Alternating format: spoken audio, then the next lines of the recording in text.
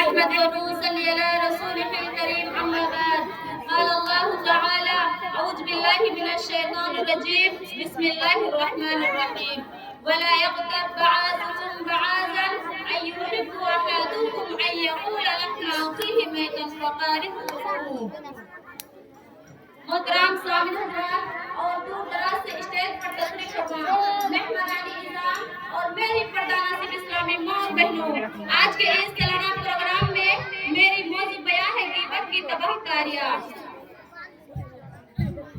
میری پیاری بہنوں، آئیے سب سے پہلے ہم غیبت کی معنی نبی اکرم صلی اللہ علیہ وسلم کی زبان شماعت کرتے ہیں.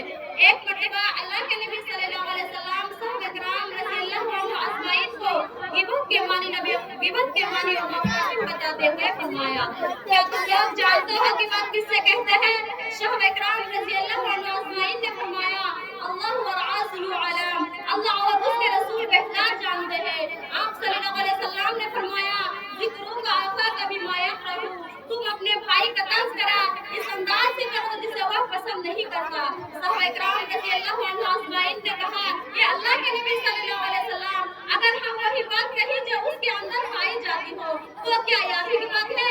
اللہ کے نبی صلی اللہ علیہ وسلم نے فرمایا: ان قال فیہ ما تقول فقد اغتبتہ وان لم یقل فیہ فقد بہتہ. اگر تم نے کوئی ایسی بات کہی جو اس کے اندر پائی جاتی ہو تو تو نے اس کی بات کی، اور اگر ایسی بات کہی جو اس میں موجود نہیں ہے تو تو نے اس پر الزام لگایا.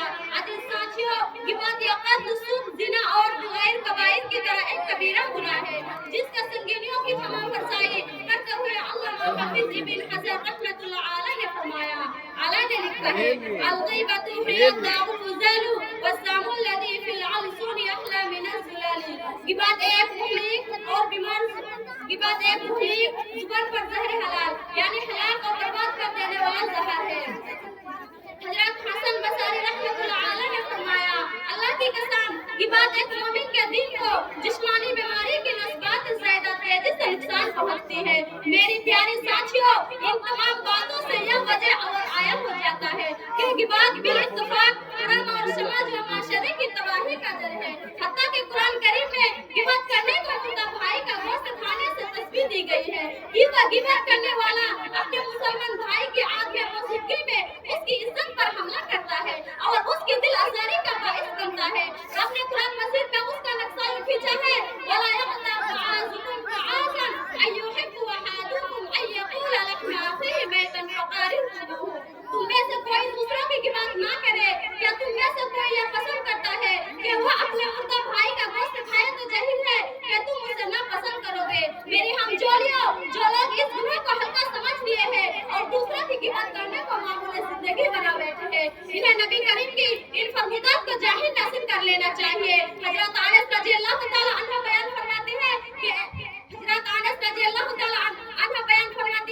آپ صلی اللہ علیہ وسلم نے معراج کا روزانہ سفر بیان کرتے ہوئے فرمایا: سب معراج میرا خود ایسا لوگوں کے پاس سے ہوا جن کے ناخن تانبے کے تھے اور وہ خود اپنے ہی ناخنوں سے اپنے ہی چہرہ اور گریبانوں کو نوچ رہے تھے. میں نے پوچھا: اے جبرائیل، یہ کون لوگ ہیں؟ جبرائیل علیہ السلام نے کہا: یہ وہ لوگ ہیں جو لوگوں کا گوشت کھاتے تھے اور ان کی عزتوں کے ساتھ کھیلتے تھے.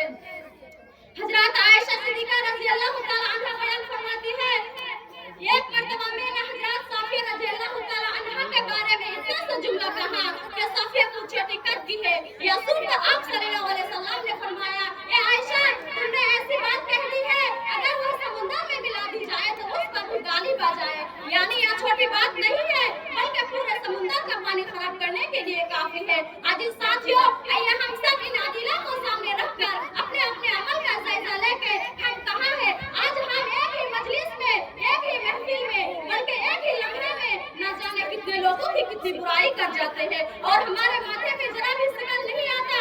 بلکہ اگر ہم یوں کہیں تو بیجا نہ ہوگا کہ شاید پانی کے ایک گھونٹ حلق سے اترنا کچھ مشکل ہو، لیکن ہمارے لیے دوسروں کی غیبت کرنا اتنا بھی مشکل نہیں ہو گیا.